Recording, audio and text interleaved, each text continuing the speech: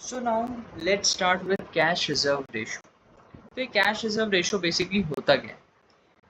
अभी तक हमने पढ़ा करंट रेशो, दूसरा हमने पढ़ा क्विक रेशो और ये cash reserve ratio. Cash reserve ratio भी आपको कंपनी की लिक्विडिटी बताता है कि कंपनी के पास कितना कैश अवेलेबल है in terms of meeting their liability. Current liabilities को मीट करने के लिए कितना कैश बिजनेस के पास अवेलेबल है, राइट। अगर मुझे एक बिजनेस है मेरे पास, उसमें मेरे को करंट लायबिलिटीज को मीट करना है, तो कैश की कितनी कैपेबिलिटी है।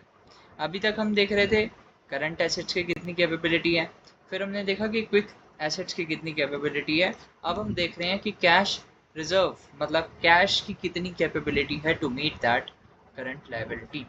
तो सबसे पहले हम लोग समझ लेते हैं कि कैश एबिलिटी हम लोग चेक करते हैं इसके अंदर टू मीट करंट लायबिलिटीज, कि कैश की कितनी एबिलिटीज़ हैं, कितनी कैपेबिलिटीज़ हैं कैश की to meet that current liability.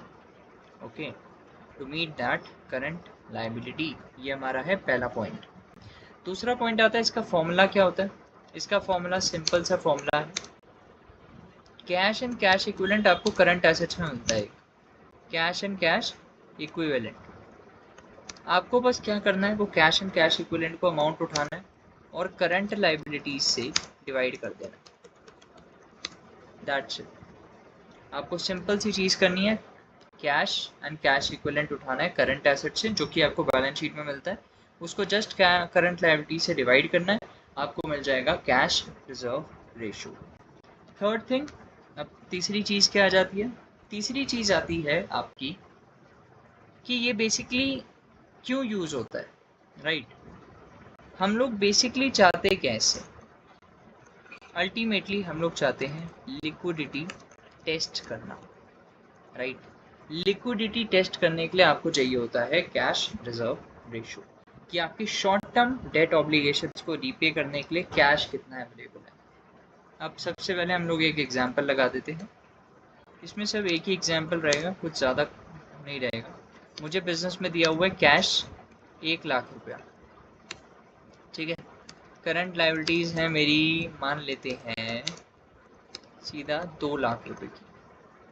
तो जर्नली ऐसा होता है कि कैश आपके पास इतना होना चाहिए कि भाई आप मीट कर सकते हो, ठीक है, आप मीट कर सकते हो।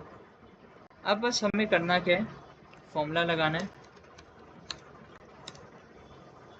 Cash divide by current liabilities, तो आ जाएगा आंसर 1,00,000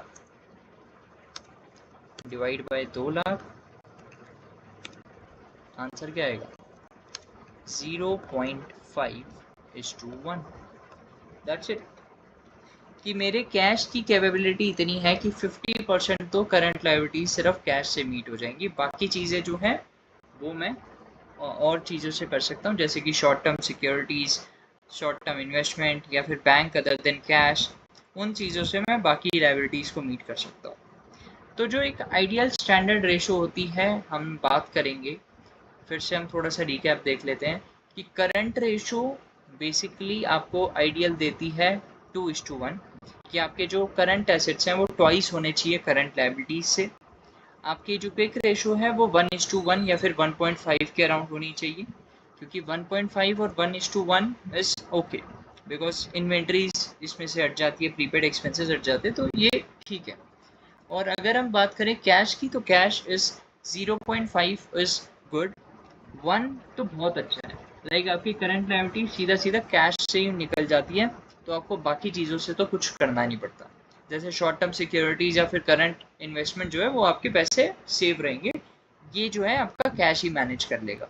बट ये भी ठीक है, 0.5 की 50% पैसा जो है 0.5 1 रुपये की लायबिलिटी पे आधा तो कैश से निकल जाएगा, बाकी चीज़ें आधी निकल जाएंगी, ठीक है।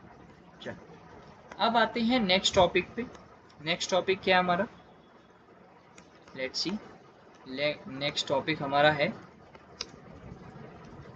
अब हमने क्या क्या करना था, करंट रेशो हमने कर लिया, क्विक रेशो हमने कर लिया, कैश रिजर्व रेशो देख लिया, working capital.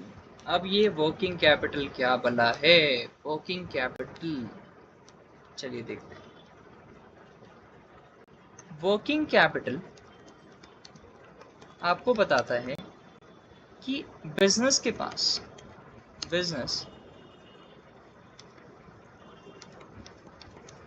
Pass how much for operations. Simple, कितना पैसा है बिजनेस के पास कि वो अपने ऑपरेशंस, कौन से operations, day to day operations को मैनेज कर सकता है। कितना पैसा एक बिजनेस के पास है to manage their day to day operations. Okay, now working capital क्या है, एक बिजनेस के पास कितना पैसा है डे टू डे ऑपरेशंस को मैनेज करने के लिए, how much for day to day operations. ठीक है, इसका फॉर्मूला क्या हो जाता है, हम देख लेते हैं। फॉर्मूला होता है current assets minus current liabilities. Current assets को हम माइनस करेंगे करंट लायबिलिटी से, तो हमें मिल जाता है वर्किंग कैपिटल। ठीक है, थोड़ा सा हम इसका एक एग्जांपल समझ लेते हैं। मुझे करंट एसेट डायरेक्टली नहीं दिया, उन्होंने बोला कि कैश है 1 लाख रुपीस का। ठीक है, मार्केटेबल सिक्योरिटीज है 50,000 की, और करंट लायबिलिटीज हैं 2 लाख की। ठीक है, 2 लाख की करंट लायबिलिटीज।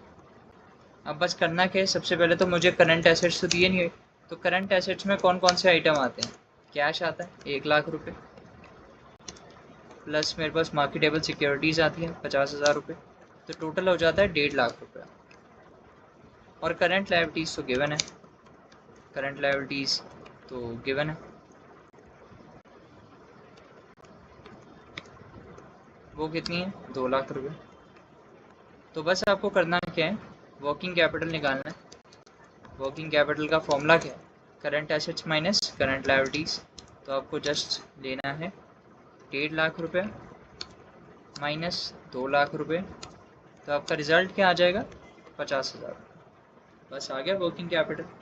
बिजनेस के पास 50,000 रुपये एक्स्ट्रा सरप्लस कैश है टू मैनेज देयर ऑपरेशंस, कि अगर वो अपनी लायबिलिटीज़ को मीट कर लेता है, आई एम सॉरी -50,000, कि वो अपनी करंट लायबिलिटीज़ को मीट करने के बाद -50,000 पे चल रहा है business. I am really sorry, working capital basically 1.5 lakh रुपया है करंट एसेट्स और 2 लाख की है लायबिलिटीज़, तो बिजनेस के पास -50,000 है to manage their day to day operations. अगर उसको अपने बिजनेस ऑपरेशन चाहिए तो -50,000 और बोरो करेगा, तब जाके वो उसका बिजनेस चलेगा, ऐसे नहीं चलेगा। तो this is working capital. 1.5 lakh रुपए करंट एसेट्स से, 2 लाख रुपए की करंट लायबिलिटी सी, -50,000 उसका डे टू डे ऑपरेशन के लिए बचा है, तो उसको फिर से बोरो करना पड़ेगा पैसा, तब जाके तो मैनेज करेगा, वरना -50,000 पे तो मैं मैनेज कर नहीं सकता। इसलिए 50,000 और बोरो करेगा तो 2 लाख रुपए की और करंट लायबिलिटीज आ जाएगी, 50,000 और कैश आएगा। तो ऐसे बोरोविंग्स कंपनी की बढ़ती रहेगी। या तो ऐसा हो सकता है कि वो अपने बिजनेस में और पैसा लेकर आए, राइट, जनरेट करे, रेवेन्यू जनरेट करे। हम आगे बात करेंगे इस पर। अभी के लिए 2 टॉपिक हमारे लिए बहुत हैं। कैश रिजर्व रेशो, जो कंपनी की कैश एबिलिटी बताता है टू मीट करंट लायबिलिटीज, और दूसरा है वर्किंग कैपिटल, कि कितना बिजनेस के पास होता है to manage their day to day operations. तो ये दोनों चीज़ें भी अगर आप कंसिडर करते हैं व्हाइल इन्वेस्टिंग, तो ये भी आपके लिए बहुत बेटर रहती है। हम ये पूरी लिक्विडिटी टेस्ट करने के बाद मैं आपको सारी चीज़ें दिखाऊंगा कि रिपोर्ट्स में कैसे हम एनुअल रिपोर्ट से वो डेटा लेते हैं और कैसे हम लोग विजुअलाइज करते हैं और हमें पता चलता है कि कंपनी की लिक्विडिटी फॉर्म है या नहीं है। Thank you.